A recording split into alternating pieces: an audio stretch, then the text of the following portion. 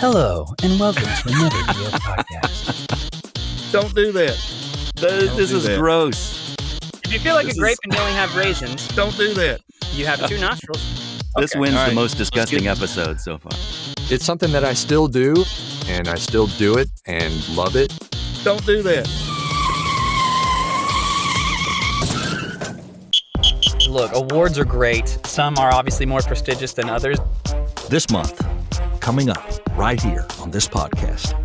Speaking of things that you may not want to know, Come sit in somebody's lap. Don't do that. People know I hire talent sometimes, so I get 500 business cards at the conference too. Guess what? They stay in the room when I leave. They wanted a British accent, Yeah, that's what I was going to ask. and I don't have any samples with a British accent. Hey guys, how's it going? Welcome back to another VO podcast. hey, howdy, hey, it's Jake with Troy, Alden, and our guy in the field who's now going to be a regular member of our podcast, Charles Da Voice Coates. Guys, how you doing today? Yeah. Awesome. Good, Awesome. good. It already feels like Charles is one of us. I mean, Yeah. Well, okay, he's that's weird okay. one for a Let's while. clarify No, that. no, real quick. I'm- Charles is one of us. But the good But- thing with four Like, of us oh, it now, just if one of feels us like wants it, to take a week huh? off, nobody will miss one of us. So That's one true. of us can. That's That's true. true. Yeah. Depending on Be who it nice. is. I imagine if I took a week off, Yeah. people would probably stop listening. Yeah, but- that wouldn't go well. Yeah, I know. Everyone knows they come here to hear everyone harp on me and whatnot. Well, we need to put that in the title so they know up front. No Jake. No Jake, right. So, Right, yeah. yeah. So if you see no Jake in the title, you're We've only good had to two start. listens this Yeah, episode. I don't that know one. why. It's the Jake break. The Jake It's the wasn't Jake there. break. Well, we've Oh, I added like that. another VA to another VO. Yeah. Nice. Ooh, I like that. I don't know. Yeah. That's not patented, right? Like their VA for VO stuff? No. Okay. no. Whew, okay, good. All right. Well, anyway, guys, what's up? I already asked how y'all are doing. Everyone said good. No harm, Busy no foul week. there. Yeah, it is Busy a week. Busy. Yeah, Yeah. I've been humping it, man. A lot of negotiating. Wait, you've been what? Humping it. You haven't heard that before? Yeah. I mean, I've heard it before, Troy, but I help don't me talk out. about Come it. on. All right. He's getting her done. That's Yep, it. you're getting her Getting her done. done. Okay. Well, it must be like a Kansas It's an or 80s Nashville thing, Oh, you okay. know. Yeah, Oh, I come thought that on. was just a He's natural doing the All the Humpty Gen hump. Xers out there know Yeah. what I'm saying. Do Yeah. the Humpty Hump, the Humpty Hump. Oh, yeah, I know that Come song. on. Come on, do the Humpty Hump. Well, anyway, People are going to be guys, listening to this episode and be like, what is happening What right is now? I know, like What- this is not the voiceover What is podcast. this Hey, podcast? before we get started, I want to throw something at you guys and see if We you already guys can started, get Troy. anywhere close to this thing. But we're Yeah, going we to did get the into the intro. real subject, and we used to do these more, but here's one real quick. What percentage of homes do you feel like in the United States still have a landline phone? What percentage? Sorry, you said Alden. Sorry. Alden, yeah, Me? Oh, yeah. man. What percentage? I'm throw going a to go number. under 25%. Charles. Maybe 40 to 25. Somewhere in there. $1, Bob. No, $1. I think Alden, jeez Louise. You I was did! very close. It's I not did. just I messed me. with us, not just Yeah. Troy. You lose. Yeah. I would say it's under 20, under 24%. Okay, No. Jake. He's obviously a fan of The Price is Right. I'm Yeah. going to say under 24.1. No. I think it's like 13%. It is something like that. Yeah, it was staggering to me. 27%. Oh, okay. still have a landline. But here's the one. Here are the two stats that threw me the most. The percent that have a landline and no cell phone, Oh. Oh, my. 2%.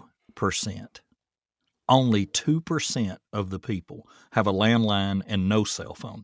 Only 1%, only 1% in the United States have neither. Is that Okay. not crazy? Wow. Those So must that be the means Amish. that 34% of homeowners still have a landline. Out of that 34%, this is where it gets old fogey. 75% of those are over the age of 75. Oh, Yeah. I So could the see that. older people are hanging on to those landlines. Yeah. Only 5% are under the age of 25. That's way down there. All right. And we talked about this the other day, so you guys already know this, but the number one city for landlines in the country, which really threw me off, Pittsburgh, Pennsylvania. Wow. And most of those are 55 or older that have a landline. Isn't that crazy how things have changed? And I say that because we talk about how technology changes with voiceover and how it's changed in the last several years and they don't go to the studio anymore. Well, look at this. And then I posted today on LinkedIn, do you guys, and Jake probably did this too, we used to have to go pull encyclopedias to do things at school. To do reports and research and whatever. It was go get the World Book or go get the Britannica or whatever. And you had to go get an encyclopedia. There was no freaking get on the internet or nothing. Everything we did was manual. Think about that in today's world. If you had to run your VO business the way we did things in school back then, there'd be a lot less competition. Oh my God! It'd be a lot tougher, and it would be a lot less. It'd be tougher, but a lot less competition. I mean, think about and it. I was really thinking, what tools could I do without right now? What are these tools could I do without and still run a successful business? None of them. I'd never. You'd never make it. Yeah. Right. Just think. When's the last time you used a phone book? Yeah, I throw them away. We still get them, and as soon as they come in, I pitch them. Yeah, I don't need that. I got Google. I don't need a phone book. Google. You just go on Google, type in the thing. In the 70s and 80s, we used microfiche machines in our library. Yeah. You remember that, Troy, right? Yeah, and the Dewey Decimal. Jake, you remember the Dewey microfiche Decimal machine? card system. Microfiche? You know what that is? You'd search newspaper articles. And I mean, stuff. we had. I did that in college. I've so seen them. they wouldn't store newspapers right in the library. They put it all on this film, and they were like super. You remember the movie blow it up. The Denzel and Julia Roberts movie, and they were in the library researching the newspaper. Yeah, they did it in Pretty Woman, right? Yeah, they were scrolling through things. Yeah, I've seen it. But they were scrolling through all that stuff looking for them. Yeah, we used to do that and get information, because and kids anymore too, they don't do book reports. We had to do stupid book reports. Did you guys have to do those? You had to read the book. I loved my World article report encyclopedias. I loved them. My first voiceover job was a book report in the 6th grade. Our 6th grade teacher had us present our book reports. We recorded it into our, cassette tape recorder as if we were on a radio show. We were radio DJ. Oh, that's cool. Promoting our book. Yeah.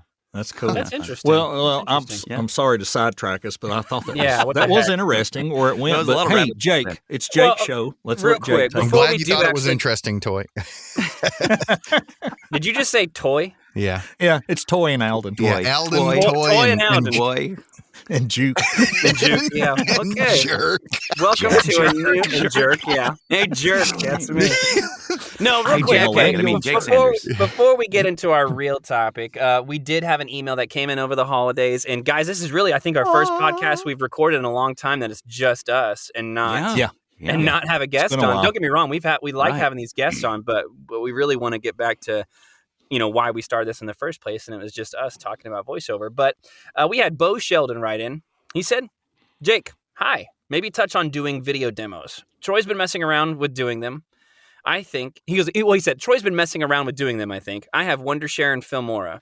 Not even sure what Wondershare does. Fair use definition. Can I clip snippets of other history, YouTube videos to confab my own? As long as I'm not making money. Only demonstration purposes only on website. Are you able to get clips from other YouTube videos? I think what he's asking is how can I use videos and should I think, what is it okay to have a video demo? I don't have a video demo, or at least I didn't. And then Charles is kind of putting one together for me for this workshop we're running. But other than that, I mean, I don't have one. Me personally, I think audio demos are just fine. I understand the importance of having a video demo if you so choose, but I don't necessarily think they're necessary. Do you guys want to chime in on this? I don't have any kind of, input other than that. For me, I love to see the whole thing together. Yeah. See how the voice works with, when and that's just my thinking. So that's why I made a video demo. Sure. And when I did my demo with Chuck Duran, he kind of coached me on, this is where you can say, click here for my video demo. Because it just, sometimes it just paints a bigger picture for the client. If they just want the voice, they can click the voice, but they can also kind of see how it all works together. Yeah. That makes sense. I agree. I mean, a visual's a big selling tool.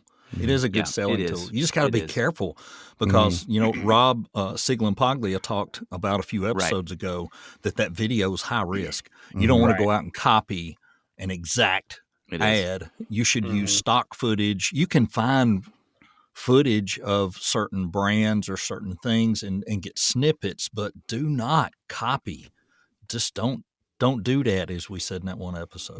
Don't do that. Well, I mean, okay, so like let's touch in there. I mean, like, so he was asking about like, can I use other history videos to fit in there? I mean, I guess as long as it's not like copywritten or whatever. I don't know. I mean, you just got to be careful about what you use for your video demo. Yeah, and use the disclaimer. I think it's smart to put a disclaimer somewhere in there saying this is just for demonstration only. You know, now I am a believer in taking your actual spots and making a video sampler. Heck yeah. If you've booked things that are video wise and they're worth it, heck yeah. But when you're just making things, be careful with that. Stock footage is the way to go if you can, as most as you can. But and that's for like your reel, right? Because you have your demo, your pro demo, and then you have a reel that you send out. And a reel is of the real work that you did. And mine is going to be coming. I made it, but I can't play it because there's one clip in there that hasn't been put out yet, and that comes out in February on February 1st. So then once it's out, I can put mine out because this won't air until like February 9th. February 9th. Oh, okay, right? Something like that. Yeah. Or 8th. Perfect. Oh no, you're right. Friday 9th. is. Whatever that Friday is. Yeah, I like on my YouTube channel. I don't do a lot. I need to do more on my YouTube channel, but I do have a playlist of, work that I've found that people have posted. That's my work, right? And so I keep that playlist and I have that on my website so people can see a thread of that. And I try to, shuffle so that the newer stuff is at the top. Sure. Yeah, that's why I have the samples page, like, which is it's just jobs of it's just a page full of stuff that I've found like you on YouTube, but it's just on my website versus So be sure and ask, be sure and ask for the result when it's done. Oh, I try, but they don't always. People don't always. It's such a pain. I've had people say, "Well, I've had stuff up, and it's an actual ad, and nobody's ever said anything." Well, they may not, but why risk that? Why get all they're going to do is just tell me to take it down. It maybe, but why risk it? They could go after you. Who knows? Because I'm not making any money on it. And as Rob said in the podcast, that's not going to get you out of it if you go to court. It's not. Right. There's no quote unquote fair use of that video because it's owned. Somebody owns that. It's copyrighted. So just don't do that. They paid for the exclusive rights to broadcast that somewhere. And really, unless there's some benefit as to having a video, what is the real benefit? Is it, That's what I'm saying. I mean, like if you have like some samples of like completed jobs you do, and then you also have audio demos, I mean, people can find, just make it easily easily found on your website. Other than that, I really don't necessarily see the point of having a video demo, at least for me. I mean, like if you want to have one, fine. And it was a push. Yeah. It was a push a few years ago. We used to hear it all the time, and Charles and I kind of started at the same time, and we were under the quote-unquote tutelage of some people who were just pushing it. You need to get video. You got to get video. It's more visual. I remember that, too. Was it Nixon? My fellow Americans, let's get a video. Get a video. I will say, because I'm surprised at how few people understand and know what this video is for kids does for them or does work against them. If you want to put a video on as a demo and you're hosting it on YouTube, mark that this is not for kids. Yeah. Because if you mark it for kids, you can't share it. People can't share it. Right? Oh, so you got to do that. That's tricky on there. You got to watch it. It is. That's such a confusing thing because it's like it's not for kids. It's because it's not like inappropriate, but at the same time you're like, wait a second. Yeah. It's not really for kids. I know. It is. And I don't know what he was referring to in the email, but I know, and I use Filmora, Wondershare. I like it. I mean, they're all real similar. You just is that like just some kind of editing software? Yeah, it is. And then I think any editing software will work for you. It does. It all works. And you can split the audio off if you want to just save the MP3, blah, blah, blah. Oh, yeah. But I have used it mainly for animation stuff and video game stuff because those are the things I have have clips of. So I have built some animation video game clips Mm-hmm. in there, but there's probably some stuff still hanging on my YouTube channel. I'm glad we brought this up. I probably need to go delete some stuff. It could be in violation because I did it 2.5 years ago, 3 years ago. So I may go delete those today. Thanks for that information. Yeah. And I do all my stuff on iMovie because I use Mac. Mm-hmm. Right. Mm-hmm. Yep. There you go.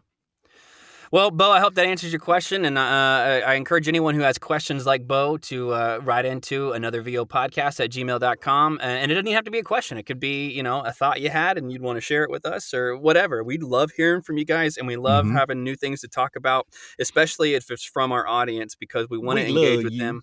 Yeah, to an extent. You're not going in my will or anything, but I'm also 34, so probably a while before I need one. Anyway, just write us at another Rub it podcast. in, buddy. Rub it Yeah, in. I know. I'll probably be here a while, won't I, guys? Anyway, let's get into the real topic today, guys. We are Guys in VO, and I think it's an important topic.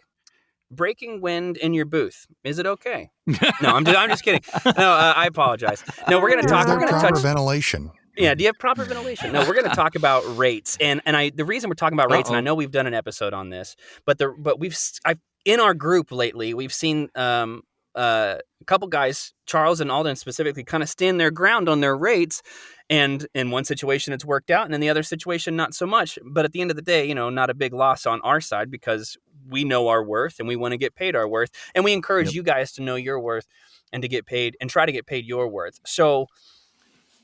Something we've run into, and we're going to touch with Charles first. Is Charles, you've had a couple jobs come in recently. I say a couple jobs like you're not booking all the time, and some of the rates they initially offered were kind of low, but you were kind of like, that's not quite where I'm at, and then you kind of went back and forth with them. So go into more detail and give the listeners an idea of what we're talking about, just so they kind of can get an idea of what they can do for themselves to get better rates for their projects. Sure. I think that. We want to make money, right? We want to book jobs. Mm-hmm. And sometimes that want or need overpowers what you're worth, right? Mm-hmm. And so I got an email from a client that had worked with me before, the same company, but it was a different person. And they were like, hey, we have this spot. It's a 90-second spot, and the contract's attached. And if we can do it, our budget is this, and let us know. Right? We'd love to work with you again. And so I actually already started writing the email like, hey, good to see you again. I worked with so-and-so before, blah, blah, blah, this and that and the other thing. And I wrote my whole email out. Okay, I can get it all done for you today. And then I looked at the contract. And when I looked at the contract, it said 90-second, blah, blah, blah, full buyout. And I was like, what? No. Like, no. Number one, buyout, no, right? And so when I looked at what I did before, it was for a 2-week usage, right? For 2 weeks. It was like $450, but it's a big company name. So I was like, okay, I want that logo on my client list, right? So I did it for that price, and it was non-broadcast, and the usage was it was under what it should have been, and it was $445. So this one was also $445, and for a full buyout. And so there was things going in my head like, okay, like, do I ruin this relationship? If I come back with a higher price, I'm going to ruin this relationship with this client. They're going to be like, oh, look at him. He's spiking up the prices on us, right? Well, he did it for this last time. And so that was one, like the little angels and devil that pop up on your shoulders, that was one. It's like, poof, hey, they're going to think you're a scumball and you're jacking up the rates on them and this and that and the other thing. And you should just do it and keep that relationship because they're going to bring you more work and blah, blah, blah. Then this other one came up, and he was like a little accountant, and he had like tape on his glasses and a little clipboard and a calculator. And he was like, Charles, I've been calculating this, and that is a no-go. Don't do it. But be nice to them. And I think this is the key. when people say, "Oh, know your worth," right? It's like, just have confidence in yourself. Know that present yourself as a professional. Be cordial, right? And show that you're still interested, right? So I wrote them back and I was like, because they had no terms inside, right? How it was going to be used or anything on the contract. Sure. And I said, non-broadcast or broadcast national would be for this spot for 1 year would be like, it was like $1,300 to $1,500 to $1,800. And 1 year national with major markets would be like $2,300 to $3,800. And I was like, I see that you have full buyout in perpetuity on there. And I was like, I can't do that. Right. We're number one, I can't do the full buyout in perpetuity. And I was like, and we're way too far apart on our budgets. I was like, I'm willing to work with you. What's your max budget for this project? Hope to chat with you soon. Right. And she emailed me back. It was like an hour or so later. And she's like, oh yeah, it's not a full buyout. Right. And I was like, okay, then why did it say that? It was typed in full buyout, because you know how when you get a contract, sometimes it's like everything's the same, but then you can see they just changed the dollar amount in the whoever the artist is and whatever. Yeah. And so that's what it was on there. Right. And so she's like, oh, it's actually, and she goes, oh, that's my mistake. It's not for a full buyout. So they reused a contract essentially. Well, from somebody else. No, Maybe. I don't think so. Oh, really? I think it was trying to shyster Charles. I think they're probably now so used to everybody just being like, okay, yeah, we'll do it for the full buyout, that they just put that. Because if nobody complains about it, then nobody's going to, okay, well, we got all the rights to it. Great. Yep. Right. And so she's like, yeah, it's for 2 months usage, a non-broadcast. It's going to be on the company website, on the company whatever, and in-store monitors for the storefronts. And they said, and we're actually only going to use it for 2 weeks for the sale. It just might be run a little longer on the websites. And I was like, okay. And I was like, looking at that, looking at GVAA, I was like, it came out to around $800. And so I said, normally I would charge $800 for this US, right? Because they were talking in CAD and Canadian dollars. Oh, okay. And I was like, it's going to be US 800. I was like, I'm willing to go to US 700, right? Which is still a big jump from 445 to 700, right? But it was fair for me, and it would be a fair price for them. Yeah. And they were like, hey, appreciate it. We're going to send it off to the client and we'll see. And right before this podcast, I got a message from her and she's like, thumbs up, client's good with 700. And let's move forward. So just by me writing them and telling them and engaging them and wanting to still work with them, right? And knowing my worth, I just saved that much money. Right. What, $445, $5, $6, $7, so $255 I just made. This was like money that I could have lost, or if I look at it, money that I've gained. Right. Right. And I still As I've heard said a lot of times, I left that on the table. And yeah. Yeah. I would have left it on the table, and I still have the client. I think now that they have spoken to me, they know that, okay, he's in tune about rates and this and that. So he's a professional. He knows what he's doing, right? Yep. He's willing to work with us. It's still a good relationship and everybody's happy. Great. Right. So, I mean, that's it's a prime example of standing your ground, right? Yeah. Being true to the rates that are out there, and there's a lot of different situations. I mean, when I first started, man, I was doing crazy amounts of work for nothing. I mean, literally pretty much nothing. And, I chalked that to experience. It got my chops. It helped me learn how to negotiate. It helped me in a lot of ways. But, there was somebody that's like, yeah, what was it? Somebody's like, yeah, I want to start I'm starting up from scratch, but I need to make like $20,000 this month. And can you guys talking give about me some that help? post the other day? Yeah, I mean, yeah, I was going to get to that. It's not going to happen. You know what I mean? There's Right. a couple And of posts so- I've seen lately that I want to bring up. And here's the thing also, like I can't knock anybody's situation because I've literally Right. been in the spectrum of those situations Of course. where like I will do whatever I can to make $10, $20 because I just need money. Right. Yeah. But there's going to be a point where when you're in this and you're starting to get a lot of work and you're getting bigger and better jobs, that you're gonna you have to bring out those negotiation chops. Draw that line, You baby. have to draw that line, and And you have to be familiar with how it's broken down too, so you can explain to them, like, so help you stand your ground, but like and help them understand, because a lot of times they don't understand where these rates are coming from, or they don't understand like, well, why am I paying this? And it's like, well, you got to break it down. You got to look at how many videos, the usage of it, the length of the usage. Mm-hmm. Sometimes if you want to incorporate sessions fees, if you like to incorporate Mm-hmm. sessions fees with that, like when you break it down, one, it does, like you mentioned, it shows that you're a professional, you know what you're talking about, and two, it shows that like, you're not someone that's going to be, taken advantage of. Yeah, you're not going to roll me over, dude. Right. You know what exactly. I mean? Right. Yep.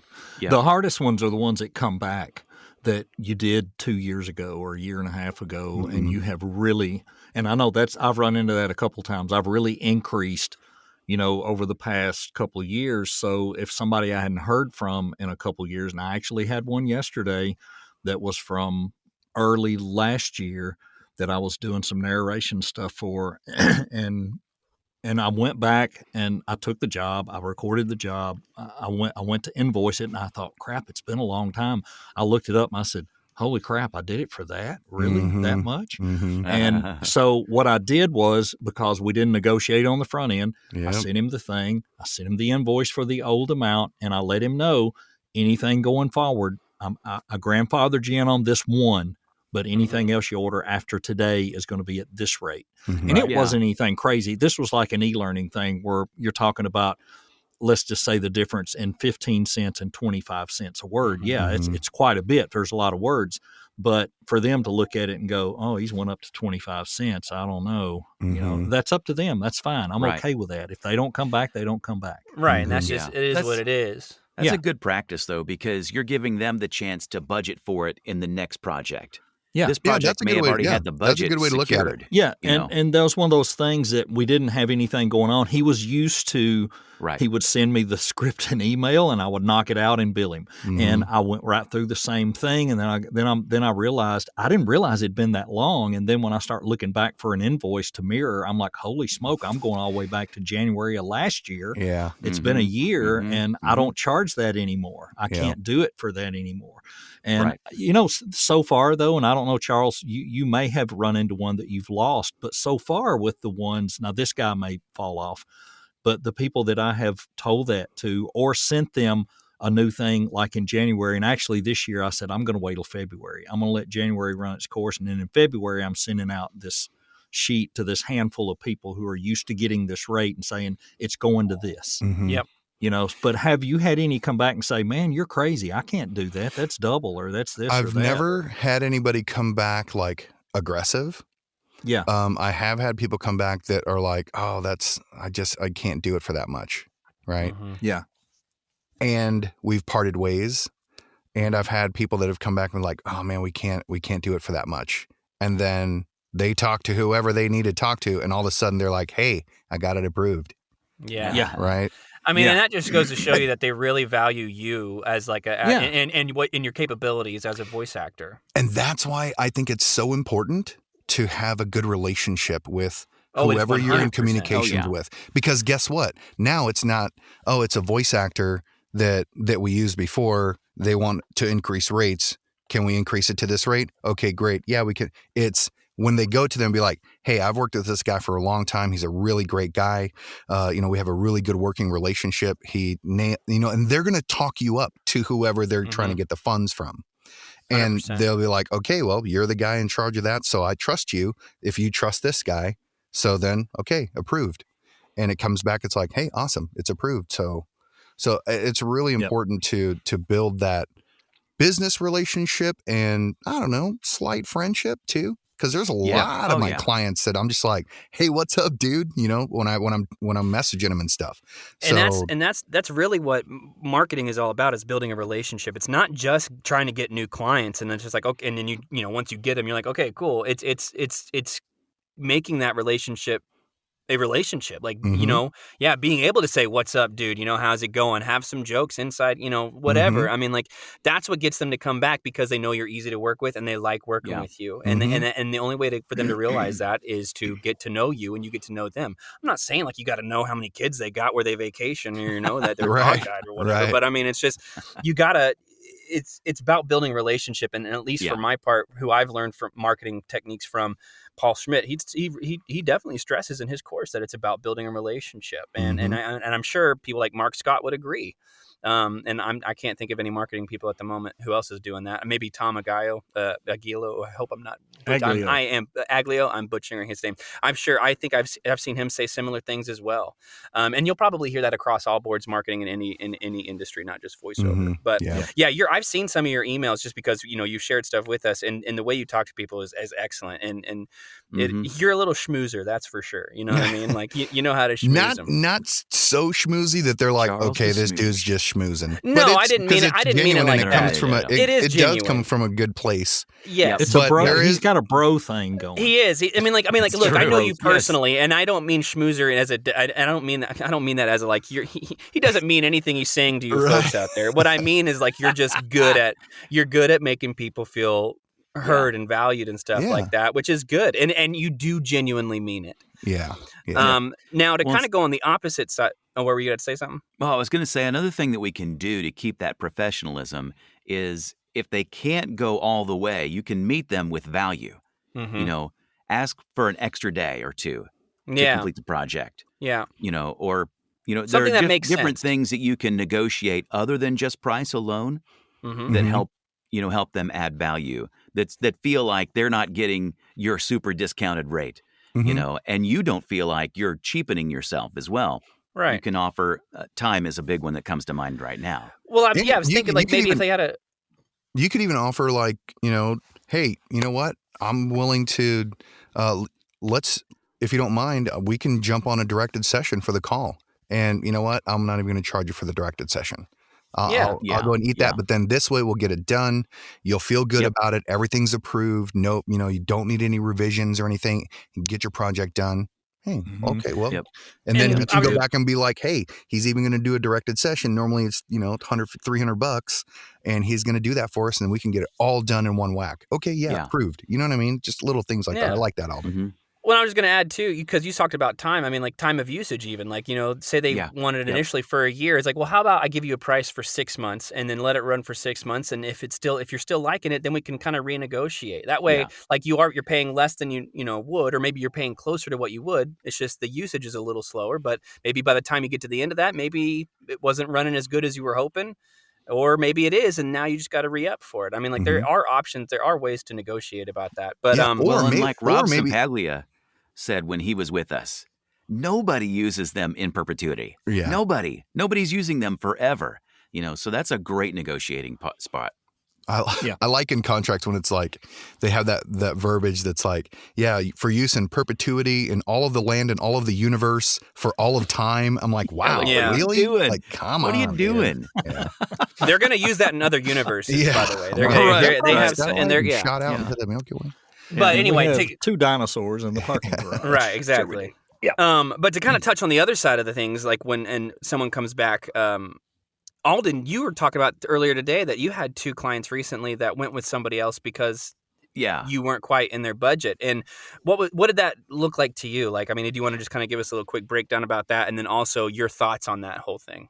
Well, one said it was about budget. The other, it was weird because their boss had gone out and got a VO, and they were like working with me, and I sent them a sample. Oh, so boss out of the blue, their boss like, hey, I have this guy we're going to use. It's like, you know, we've all been there with that kind of boss, right? I hate that kind of boss. It's like that boss probably doesn't know what he's doing either. Probably not. Exactly. And that's going to, That VO is probably someone who goes to their, you know, gym or something. Yeah, that's right. You know, like, hey, neck locker next to him.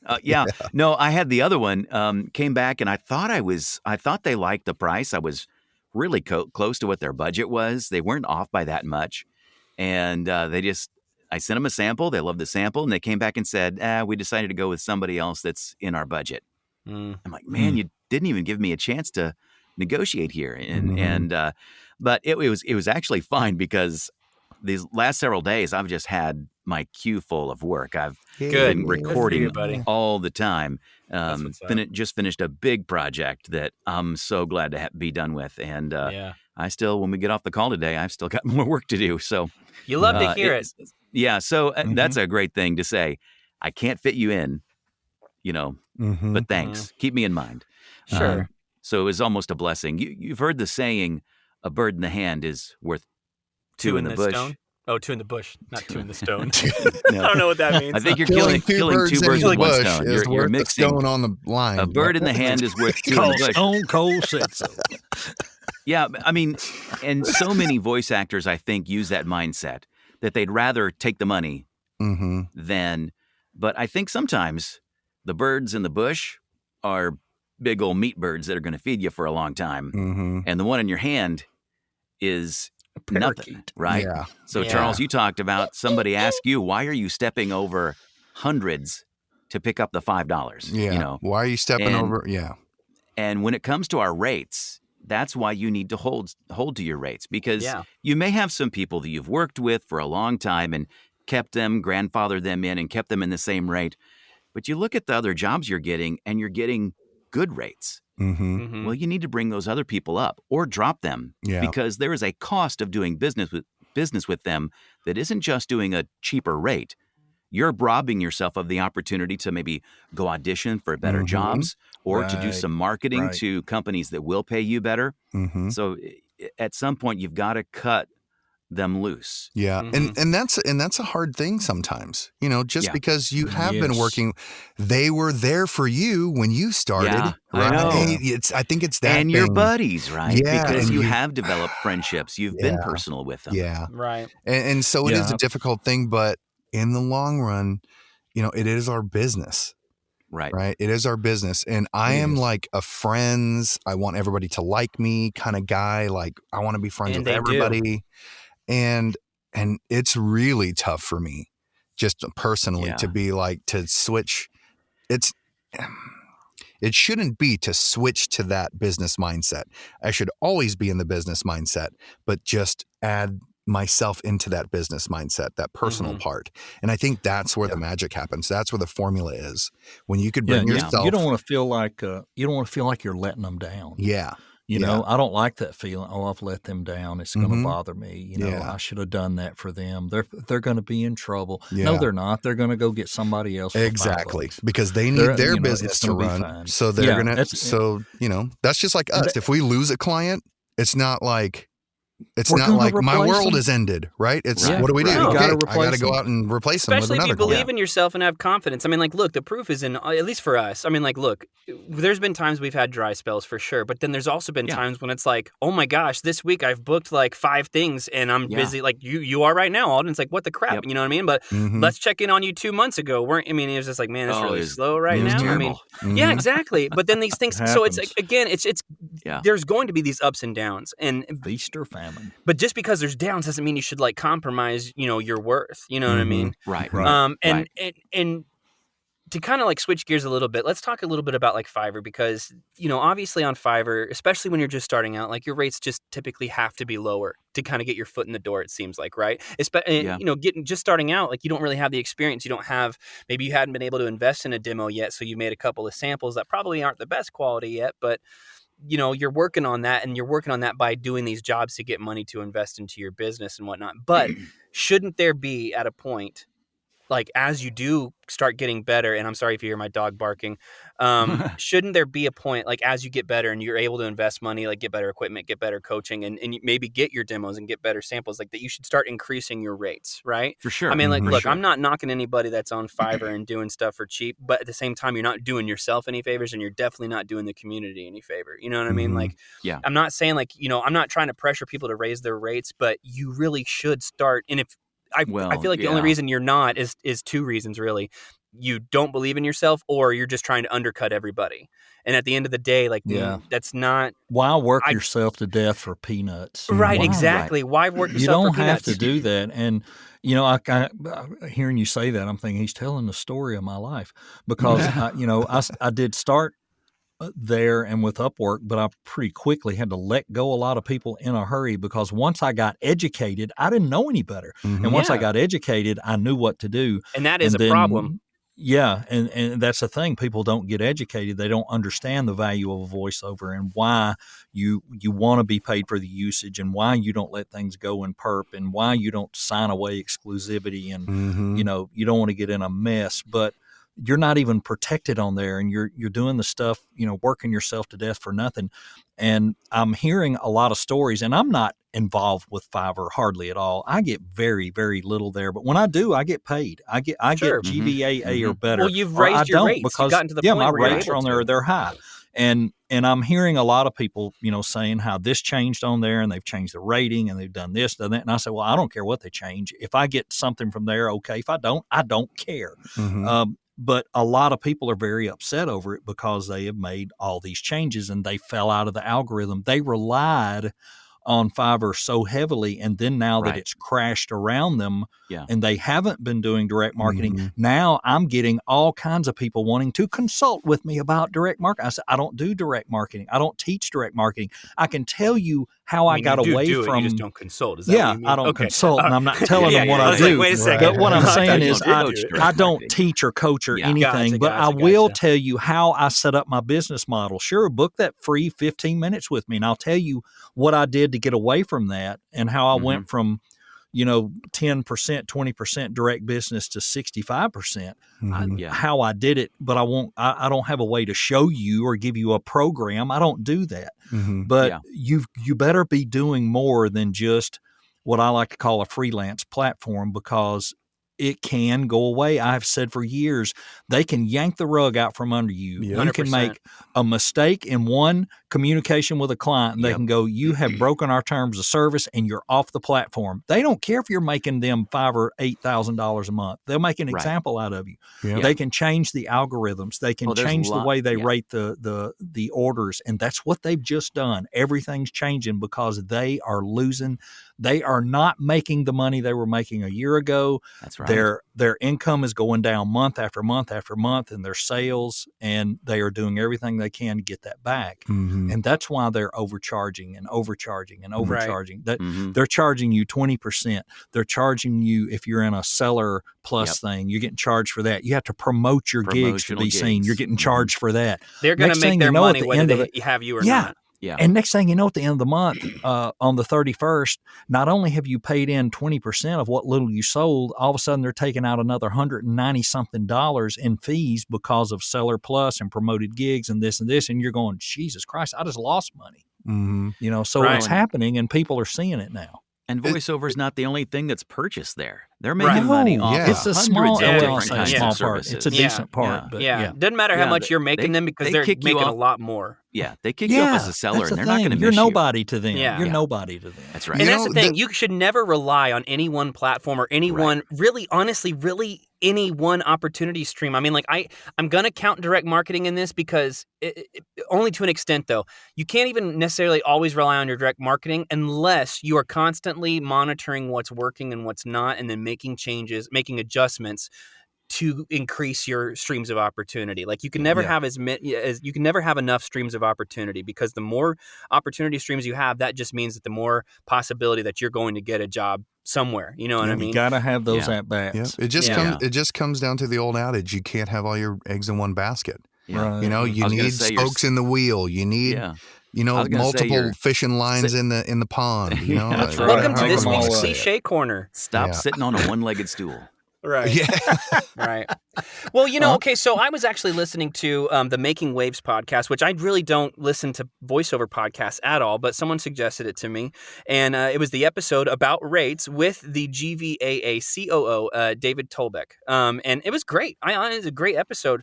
And he kind of touched. It is a good podcast. And David kind of touched on people that are on Fiverr and whatnot. And he goes, it really kind of comes down to, like, are you a voice actor? or are you a voice-over service provider? And that's kind of how he was seeing people that were on Fiverr, primarily anyway. Like, and again, he did stress. He's like, look, I'm not knocking anybody trying to make a living, trying to make make money, pay their bills. So he definitely wasn't like putting people down. But that's kind of how he saw it. Like, so you kind of have to ask yourself, like, yeah, we are voice actors, but we are providing a service. But at the end of the day, like, if someone asks us what we do we say I'm a voice actor, or I do voiceover, or I provide voiceover services? You know what I mean? Like, am I a voiceover service provider? And at that point, it's like, where do you draw that line, right? Like, how do you define yourself? I mean, because and he tied it back to rates, because he's like, look, if you're a voice actor, then you really need to be standing strong firmly by those rates that are kind of laid out in the union or non-union guides, depending on what you are. But if you're just providing voiceover services, then that's goes into like the freelance or the gig economy kind of thing, where you are kind of underbidding people. You're trying to get the job so you can get the money. Like, is it about money for you? Is it about the craft and the art and whatnot? Yeah. So it was very interesting, Yeah, the world of rates for voiceover, as in any business, it's a pyramid. You're going to have people at the top who pay the most. You're going to have a lot of people in the bottom who want to buy it for the cheapest. And every platform, Fiverr, Upwork, Voice123, Voices.com, Badog, everywhere has that pyramid. It's just, where is the bottom of the pyramid? Where is the largest amount of the cheapest buyers? It might be a little bit higher on Voices.com. And they have a higher peak. But every place has different level of buyers. I have done jobs on Voice123 that would have paid more on Fiverr. Really? The way I have my prices set up. Yes, well, that's absolutely. Cool. That's really absolutely. Cool. And so, the Voice123 is not the promised land necessarily either when it comes to there's not rates. A single promised land, honestly. Like, so as you have far to as the set your platforms rates, and your rates have to be your rates. And you got to stand by. You got to ask too. questions, folks. You got to ask questions. Yep. People will be very, very vague with you, and you have to ask, where is this being used and for how long? And again, if you don't ask that, I mean, I've had people do me that way on Fiverr. They'll send in a little thing by your word count, and it's only $70, $80, and you're going, hey, hang on just a minute. You can tell it's a 30-second spot. Or a 60-second spot. So I'll go back and say, hey, I noticed you didn't purchase any rights or usage. Oh, that happened to you recently. How will you? Yeah, and how will you be using this? All the time. And they explain it. Well, I'm going to be doing this, and then they'll do the. I was going to discuss that with you. I just wasn't sure. I just wasn't. They were not. They were hoping. They were hoping to get a really solid voiceover for cheap. Of course. But you know what? You knew why you knew to do that is because at this point you're experienced. Like now, I didn't know Troy of back 2020 when I done started. that? Exactly. No. But what's crazy is, and I say it's crazy. It's not crazy, but at the same time, when you see it being experienced, you kind of think to yourself, "This is crazy." Is still seeing people in these voiceover communities that are not experienced or just maybe don't care or whatever, asking questions about these things. And it's like, they're almost, some of them are like literally almost about to give away their voice for pennies. Like, that came up a couple of weeks ago, right? Well, it came up like this week. There was someone that posted saying like, hey, I got a job that they want to hire me for, but I don't have a home studio. So how would I go about doing this? And people were like, well, what's the job? And they're like, well, they want me for 4 hours a day for 2 weeks. Guys, what does that sound like to you? TTS. And speech. People were saying like, well, you could either go ahead and she was going to like rent a studio for 4 hours a day? Well, yes. She's a VO, but she doesn't have a home studio. And check this out.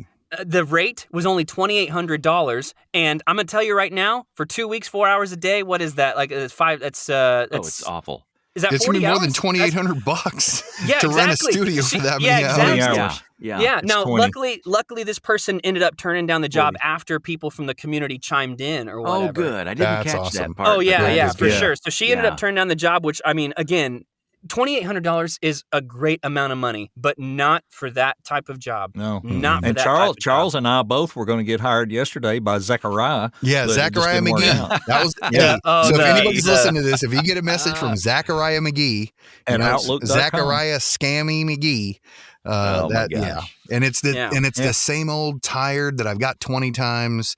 Hey, it's $2,000. We're going to rent the studio. We'll rent the studio close to you, so you don't have to go. And that's when I I'll started send toying you my with driver's license. That's what I started toying with him. I was like, oh great. I was like, no problem, because I have a rated pro studio at home, so we don't even need to go to it. And then he came back. Well, we need to connect with the audio engineers there. And I was like, oh great. I'm actually a certified audio engineer in my past life. I'm certified in CAT, CET, in my past life. Yeah, this and that. And I was like, so why don't you guys just hire me? I'll do it all. Well, we got a contract with these people. So, and I was like, great. Well, I have IDPO, ISDN, Source Connect, all this stuff. You were I was taking like, them I got around it all the bend, linked weren't up. you, man? I was like, great. I can connect directly to them, have 100% quality. It'll be no problem. And then he's like, 100% well, quality. I got to do. And I was like, and then I sent him to, hey, Scammy McGee. I was like, I've seen this thing 20 times. But then I don't know what was up with me. I was like, you know what? In the email I put, why are you doing this kind of work, man? I was like, if somebody pulled this scam on your mom and dad, like, you would be upset that somebody did this to your parents. I was like, this kind of I already did it to my parents. Yeah, I know. This kind of work takes money away from families that are like probably true. Striving and hoping for this opportunity. And that's money for medicine. That's money for their lights to be on, this and that. And I was like, do something good, man. I was like, do something good with your life. Yeah, I was like, I really hope the best for you. And then I put Buddha's quote in there. It's like, a person that values themselves will never do harm to others. All right. And I was like, I just wish you the best. Please don't do this to anybody else. And if they ever read that and they take it to heart, if they don't take it to heart, great. But hey, I don't know. He didn't, because he was emailing me after you sent it. Yeah. Well, I was playing him too. Tail, I was dragging him along, and I said, where do I set up this what was it called? A Bola account or something? I said, how do I do that? Oh, it's just real easy. We'll do it online. Then I'll send you my driver's license. I'm like, yeah, sorry, you're correct. Yeah. So watch out for scams, people. And I'll lead them along. I'm like Charles. I like to lead them along. I do them on the phone all the time when they call here. Yeah. I'll do I can't speak English, and they're trying to tell with me your stuff, accent, and I'm driving them nuts. Me no speaky English. No, I can. Oh, come on. I can put a character on. Get them on a Zoom call. Let's have a quick Zoom call. Yeah. And then tell them you can't speak English. Yeah, Mr. Scammer. Well, guys, Scammerson. Is there anything that you think I've missed that we should talk about? I mean, we're coming near the end of the episode. We've been talking for 50 minutes, which it does not feel that way. Is there anything that you think I haven't covered or you guys haven't talked about? I know we talked about Fiverr, but as we said, whether it's Fiverr, voices.com, voice123, whatever it is, know your worth. There are just as many new people on the pay to plays, and the new differentiation is, I guess those are now online casting is what everybody likes to call it. Well, they don't like to say pay to play. So online casting, and then your Fiverr and your Upworks and all your other stuff, they are freelance platforms because you're not paying to be there, but they are taking money. Right. So treat everything the same. Use the same rates across the board, and use that GVAA. Put a cheat sheet in front of you where you can know if it's this. You can quickly quote it or leave it pulled up in the background. Don't screw around with that, because if you've been doing this a while, you should be making the money if you're educated, had coaching, etc. Yes, there are people who are not, who are doing what some of us did maybe early on and did things a little cheaper. But come out of that as quickly as you can. Yeah. I want to stress again that we're not putting people down for trying to make a living. Not at all. Yeah. But you need to like every 3 months or something, maybe 6 or something like that. Assess where you're at. There comes a time. And then start increasing your rates. Like, I think you deserve it. See this more like a warning. Yeah. That you're going to hurt yourself if you don't eventually get yourself to where your rates need to be. Yeah. If you're starting out, you're going to start lower just because. But you've got to get to your place where your rates match the value you're giving. I do have 2 simple questions, though, for you guys. Do you have a minimum? Like, yes. I'm not going to do any job that is less than, right?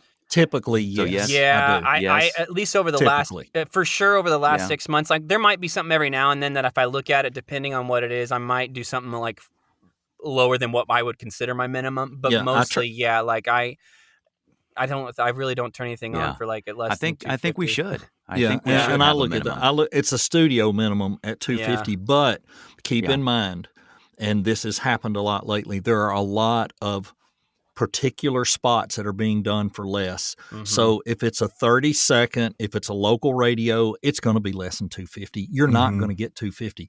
A lot of the automotive stuff, unfortunately, has dropped even below $100. Yeah. And it's pitiful. I mean, I have been on the phone with a couple of guys, and he's just saying, "Look, that's all. I know it used to be $250, and then it went to $150, and I'm sorry, but this is all we can get from these dealerships." I don't know if that's true or not, but it's crazy how some of that's went down while other things have held and stayed up. And I think it depends on the area of the country and who the dealership is, and blah blah blah, whatever. But still, I do a car dealership, and they have 5 spots for me a month. And we negotiated a rate at $100 a spot, but that's guaranteed $500. It's like it's a super quick, either. And they use it for that. It's kind of a package deal. Yeah, and they use it for that month and the next month. Basically, I'm just changing like the price sometimes, and that's it. Like the rest of the spot, that's good. The rest of the spot. Yeah. I mean, I could literally just voice match and say that the price and send them that, and they're good with it. So things like that, I work out like a bundle deal or a package. And that's okay. You can always, there's room for bundling in there. And they even talk about that in the GVAA rate guide. If you guys have not, again, I know we've talked about it again, but go look at the GVAA and just get familiar with how rates work. Yeah. You can bundle price for certain things. And the verbiage is in there. It tells you how to do that. And I know in the last episode we talked about rates. Paul Schmidt has a course. I think it's about $100. And he helps you break down jobs and how to quote them properly using the GVAA rate guide. If you can't figure it out on your own, there's sources like that. And if you can't pay for that, then start asking the community. You're probably going to get a bunch of different answers, but you just, at the end of the day, you got to quote what's best for you. But I encourage you to have rates that are at least close to union standard, if not within in the thing, if you're not there yet. And then raise them over time. Yeah. I look at raising your rates over time. Yeah. I look at the GVAA rate guide probably 7 to 10 times a day. Yeah. Like I'm always on there looking. Even if I'm not sure, I just want to double check. Now, for some things, I already know the price. Like I know what the rate is. I know what the industry rate is. Yep. I had to look one up yesterday for a voice of a toy. I did too. Yeah. That's fun. Yeah. You know which one I'm talking about. Yep. And I looked at that and it was like, for the price, the thing, I was like, okay, well, it's a voice for a time, for a certain time limit of recording, or a buyout for that toy, and the buyout amount that was on there for that toy. And I had to look at what it was, because my rate was going to be way lower than what I was. Good thing you looked then. Yeah. Good thing I looked. But I still, after I saw it, I thought, shouldn't it be more than that? Yeah, exactly. Even though I probably would have missed it, then when I looked it up, I thought, but they get that forever. And then they said they could use it in the promos and commercials and stuff on top of that. And I'm like, wait a minute, that's another usage, isn't it? But no, it wasn't. Yeah. No. So I put in my thing. This is for the in my whatever the communication proposal, and usage for television, radio, and pre-roll TBD. So if they want to talk to me about it, they can, but that's the price for these spots. And then if you want to use it more, just put it in there. I think we just need to be not scared about just putting it in there and opening up a bridge to be like, let's communicate on this bridge. Like we can talk about that stuff. If they like you, then, and the rates end up working out, great. But don't just be like, cut it off and be like, that's it. This is the wall. But, just keep that line, that outstretched hand there to be like, yeah, I'm willing to talk to you about it. And if it works for them, great. If it doesn't, it's okay. Right? It just didn't work out. And they know that you're a good person. They might come back to you for something else. Yeah. And don't be the person that goes in there at 10% of what the rest of us quoted. Oh, gosh. and get the job. Mhm. You know, You're probably not going to get the well, job. I got the if job. If you quote 10%, you're well, not you getting shouldn't. the job. You shouldn't. But I'm going to tell you, if your audition is really good, this is not a pro. But if your audition's really good and your sound is really good and all that, and you just don't know better, I think that's a possibility. I think it happens sometimes. I really believe it happens sometimes. I'm a skeptic. Doesn't happen often. I don't think it happens often, but I can tell you this: last year, early in the year, well, actually, yeah, right early in the year in January, Super Bowl stuff's coming up. There were things put out that they were not being clear that it was a Super Bowl ad. They were not being clear it was going on national television. Yeah. They were not posting with honesty. And I know a couple of jobs that people got, and they only were paid about $400 or $350, which seemed fair for what they were posting. And next thing you know, this thing's being played not on the Super Bowl channel, but on another channel during the Super Bowl that was doing. It doesn't matter. It's prime time. It's prime time national, and they got paid squat. They got paid peanut shells. And I'm telling you, they were pros. Wrong. They knew what they were doing, but they did not ask the questions based on the proposal. And this was in an online casting. Yeah. And since we're talking about rates, that is super, super important to get all of that handled before the job is done. Right? Yeah. Understand Make yourself a list of what you need to ask. Understand what's going to be everything that's involved with this, and then negotiate the price or see if that price is fair for what they're needing it for, and then go from there. But don't come and they're back. going to reach out. Yeah. If they like you, they're going to reach out before they schedule to do the live session. They did in this case. They reach out and say, hey, we want to see if you're available, blah, blah, blah, blah. And that's when you can go, hey, by the way, I want to verify the usage on this before we agree to this. And you could do that. And you might lose it. You probably would lose it if you start bucking up, but why not? Ask. Ask the questions, folks. I know we're at an hour. I have one follow-up question.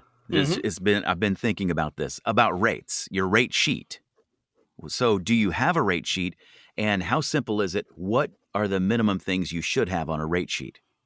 Man, okay. I do have a rate sheet. I don't believe in sharing rate sheets. I agree with that, unless asked. If somebody asks, I might, but 100%.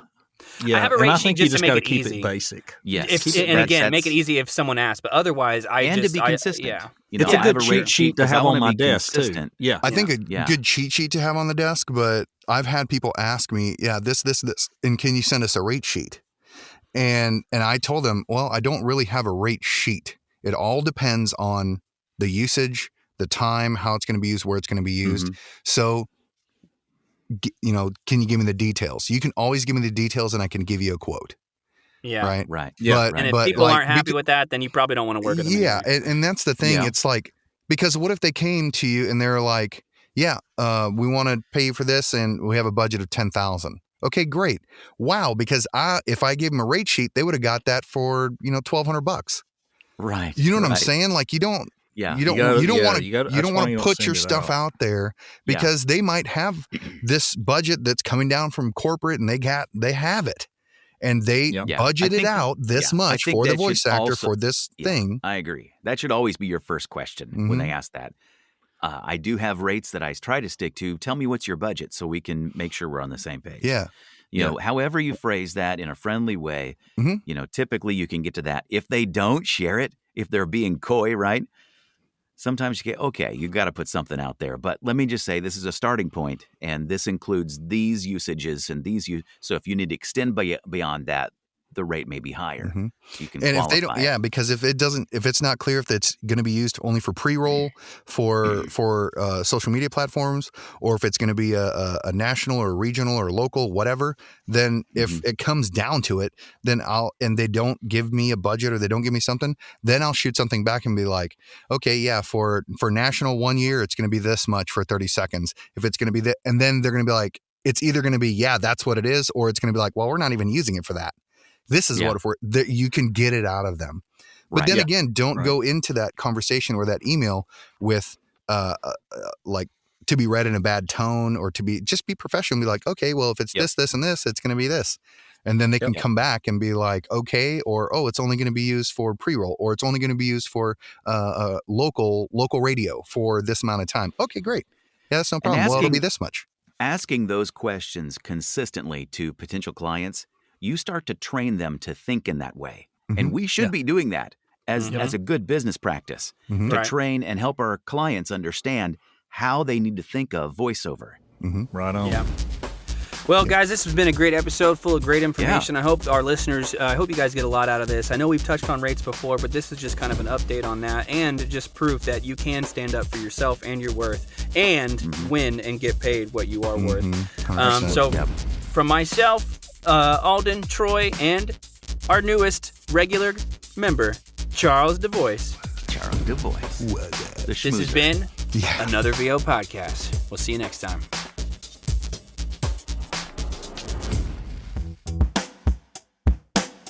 We hope you enjoyed this episode of It's Another VO Podcast. Don't forget to rate, review, and subscribe. You can also email us your questions to anothervopodcast@gmail.com or follow us on Instagram at Another VO Podcast.